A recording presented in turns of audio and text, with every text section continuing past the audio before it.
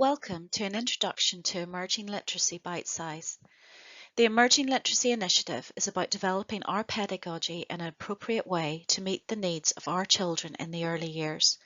It classifies the foundational reading and writing skills into 4 areas: oral language, concepts of print, phonological awareness, and pre-handwriting.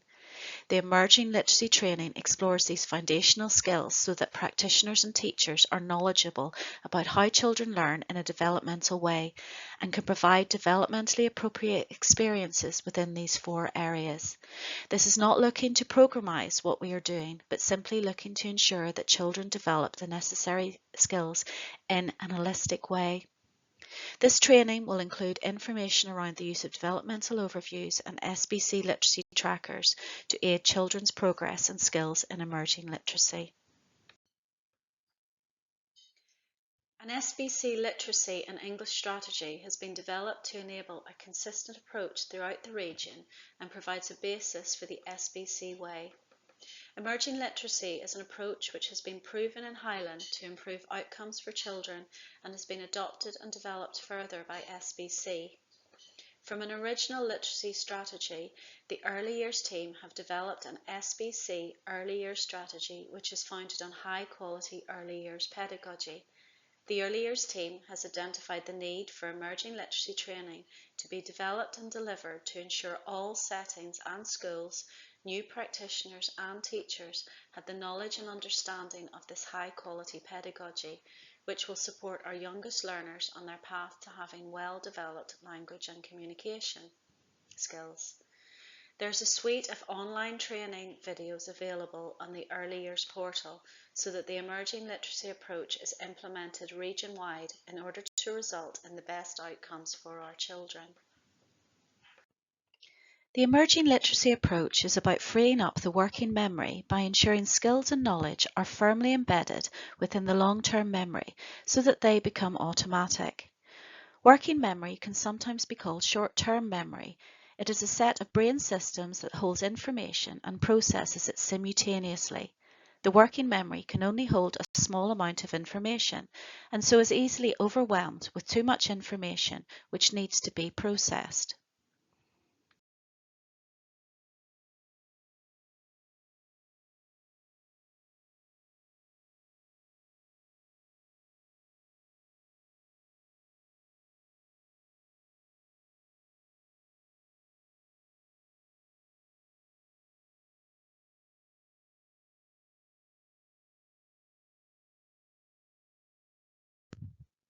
We can reduce the cognitive load by simplifying the information given or the tasks depending on what it is we are wanting the children to learn. If children need to do a lot of thinking, we can reduce the amount they have to remember at the same time, or if they are learning lots of new information, we might reduce the amount of processing they have to do. If children have cognitive overload or their working memory is overwhelmed, you may see children losing important bits of information, struggling to retain information and think about it at the same time, getting confused in the middle of tasks, not picking up a new skill, or getting it and then losing it again the next day. More information and staff training on working memory is available on the Highland Emerging Literacy website. So what does working memory have to do with emerging literacy? There are a huge range of skills and knowledge needed in order to write a sentence. This slide shows just some of them. There are so many different skills and different pieces of knowledge which need to be utilised and processed in order to write a simple sentence that it is no wonder children find writing difficult. Their working memory is often overwhelmed. The aim of emerging literacy makes all the skills and knowledge necessary for communication as automatic as possible by ensuring that they are built up through practice in developmentally appropriate steps, allowing them to become more embedded within the long-term memory. Once the long-term memory has been changed, this frees up the working memory to process the information the person is wanting to write. The underlying factor in the variation in attainment of children across the curriculum is the children's individual differences in their emerging literacy skills. Although we can divide them into the four aspects of concepts of print, phonological awareness, oral language, and pencil control, we are very aware from the previous slides how intertwined these aspects are in becoming literate, so the emerging literacy is an holistic approach. We can see from the diagram on the slide that underpinning these four concepts is working memory. The more these different skills within the four aspects become more automatic and established, the more children benefit from formal instruction.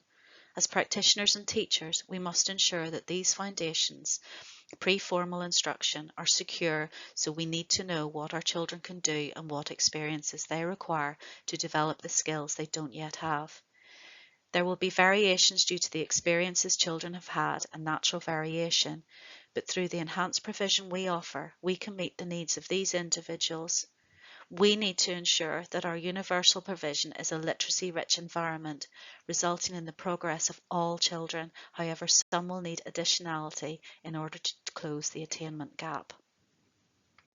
So how do we know what our children can do? We do need to think in an holistic way when we think of our early literacy experiences. There is a huge amount of development necessary for children to become literate. SBC has developed a set of 3 developmental overviews based on the ones associated with the Northern Alliance. These are available to download from the Early Level portal. There are 7 headings at the top of each one, all of which feed into the development of emerging literacy skills. There are 3 stages of progression in these developmental overviews, which we are recommending are used through the children's time in ELC. Developmental Overview of Skills 2 is an appropriate starting point for the majority of children in our ELC 3s. But Overview 1 is there for those children who are not as developmentally advanced, for example our ELC 2s. And the third overview is available for the average child in ELC 4, moving into P1. Practitioners complete these for their key worker group once the child has been in the setting for at least 6 weeks in order for the practitioner to know the child well. It is this practitioner knowledge, not testing, which is used to assess the child has reached the developmental stage. Then the box would be highlighted green and dated, or if it is still emerging, highlighting the box yellow and dating. This should usually be done at 3 points during the year, October, February and May. These provide a robust record of the child's developmental progress in ELC. It is good practice to share these overviews with parents during consultations, as parents are able to share their knowledge of their child, which creates a more holistic picture of where the child is developmentally. It also means that if a child is struggling with a particular aspect, suggestions can be made for experiences which will support their development. There are also a useful document at point of transition from ELC to P1, as P1 teachers can easily see where the children are developmentally and can plan accordingly to address any still developing or not yet developing aspects. If we take a closer look at the expression strand from each of the overviews, we can see how the skills are developed progressively. Each of the different strands is broken down in the same way across the 3 overviews. By looking at these overviews, it is also possible to identify those children who require additionality to support their development. Many EYOs collate this information in order to identify gaps in provision. For example, if there isn't an opportunity to throw and catch balls, this then cannot be observed. This information feeds into the setting's intentional promotion. However, this can be very time-consuming and does not provide the opportunity for practitioners to analyse the data from their key children in order to develop their knowledge of their children as learners. It is much more beneficial for key workers to analyse their own data to develop their knowledge of their children's strengths and areas of development. One of the early years teacher team has produced this document to enable practitioners to analyse their key worker groups overviews. These are available on the Early Level portal in the Developmental Overview Guidance Pack. These can be printed off or completed electronically. Each of the 7 strands on the overviews have been separated into the 3 overview sheets, so it is easy to see who in the group is currently on which overview. These are the numbers 1, 2 and 3 at the top of the sheet. Each of these strands can be colour-coded to show where children are developmentally within that overview. This is a fictitious key worker group. To give you an example, the key workers' children's names are entered on the left-hand side and the sheet is dated.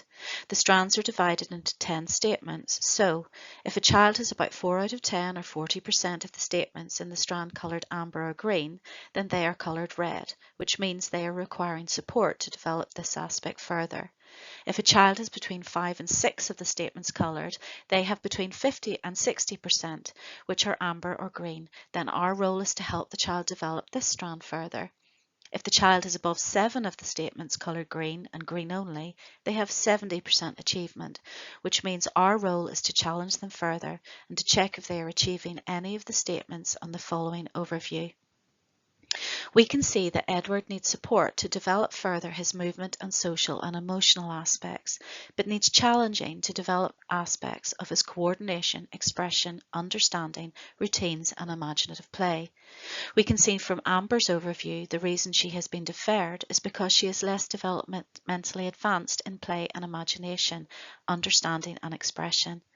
Angus and ELC 4 shows that he is needing challenge to continue to progress his development. EYOs, room coordinators or managers can now collate this information to analyse information for cohorts, such as the ELC 2s, ELC 3s and 4s, to see if there are any aspects which need to be developed for particular children. This information can also be collated for the setting, allowing EYOs to identify any strands which as a setting need to be focused on, for example play and imagination. However, what can't be seen from this and needs to be noticed are the statements for which there is no evidence. It is vital these are shared with the EYOs and wider team in order to plan how the provision is going to be enhanced to enable the children to develop these skills. In the Developmental Overview Guidance document on the Early Level portal, you will find blank copies of gap identification sheets for each of the developmental overviews. These match the statements on the developmental overviews. Key workers need to have one sheet for their whole group for each of the developmental overviews being used, so if all the children are on Developmental Overview 3, you need just one copy of the Developmental Overview 3 gap identification sheet. But if you have some children on Developmental Overview Sheet 2 and some on Sheet 3, you will need one copy of the Gap Identification Sheet for Overview 3 and one copy of the Gap Identification Sheet for Overview 2. Write the names or initials of the children for whom there is no evidence of the statements in the appropriate box. You may find that lots of the boxes are empty, but some boxes have lots of names and initials. For example, threading beads or pedaling and steering tricycles. Practitioners may find that there are particular strands which they need to focus on, noticing children's competencies. For example, movement, or may find that particular children are slipping under their radar for whatever reason. This knowledge enables practitioners to address this by being more aware of children's competencies when playing outside or taking a mental note when interacting with children at the jigsaws or making a particular effort to notice an identified child. EYOs, room coordinators or managers should collate this information for the whole setting to find where the gaps in provision are and plan how they are going to address this. Each time the overviews are analysed, this can be updated by adding names or crossing names off as necessary.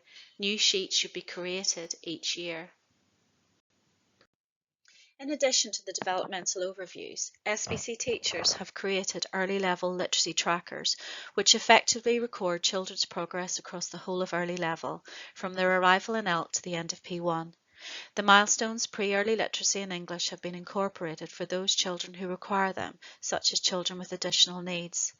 If these are used alongside developmental overviews, practitioners and teachers are developing their knowledge of the child as a learner, their competencies and their next steps. However, we must be mindful, realising the ambition page 65 states. We know it is important for settings to offer children interactions, experiences, and spaces that are developmentally appropriate. One way to do this is to consult a list of typical milestones for given ages and stages and provide what might match these. An approach like this can take us so far, but of course every child is different, and we have to take care to ensure that we do not miss some opportunities to support and extend their learning. This approach can also encourage a narrow tick box focus that doesn't represent the repetitive and schematic nature of a young child's learning. Young children often need to repeat experiences and actions to deepen their learning. Observation can therefore be seen as noticing what it is that children are finding interesting, noticing what they do, and seeing how this might be changing over time. It is impossible to design a progression or tracker for everything a child might do or find interesting, and for babies and toddlers, this might feel very adult-centered and unnatural. But we can notice interest, and as adults, think about how we can make something even more interesting. These SBC trackers help us to indicate children's progress and know where they are in their learning. But in addition to this, they are a tool to support our pedagogical knowledge and understanding. As a result, we are able to identify the skills we are noticing through our interactions and plan how to reinforce, deepen, or extend these skills to meet the specific child's needs. The trackers break down the skills and concepts into small steps, which are displayed as being a linear progression. However, children may not progress directly from one skill onto another and may acquire later skills before earlier skills. Do not assume that children understand earlier concepts if they have acquired later skills. These earlier skills are all vital to ensure the foundation blocks of literacy are secure. With the SBC developmental overviews and trackers available to all settings, it is possible for all children at their points of transition from one ELC provider to another or into school to arrive with their progress in literacy recorded with the same information and in the same format. The main advantage of this is that the receiving practitioner or teacher can easily use this information to ensure the continuity of the child's learning. At the point of transition from ELC to P1 teachers must trust and acknowledge information coming from practitioners in ELC. After all, we are all in this together and all responsible for early level E's and O's and our learners' journey towards achieving the benchmarks at the end of P1. Within the emerging literacy, there are a number of screening tools: phonological awareness, fine motor skills, scissor skills, and pre-writing skills for use with school-age children. These were designed by Highland to be used for P1 children and are not suitable for ELC children. These are well worth the time taken to administer by the P1 teachers as they highlight the children's strengths and the children who need additional experiences to support them to be developmentally ready for more formal teaching of literacy skills, such as phonics or handwriting. There are whole class record sheets, which Highland call trackers, which are useful for identifying and then grouping children who need the same enhanced provision to support their development. As children gain these skills, their progress can be updated.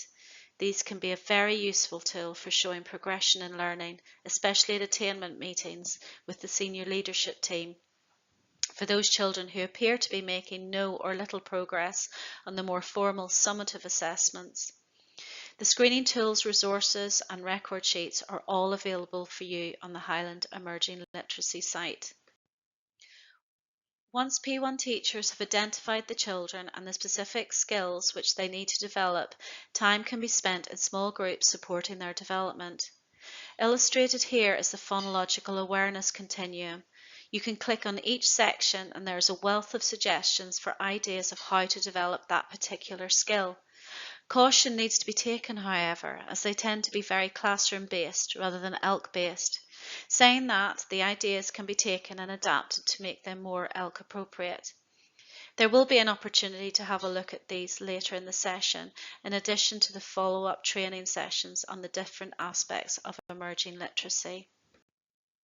The SBC literacy trackers have contained within them the different progressions or continuums from these screening tools which are screened in P1.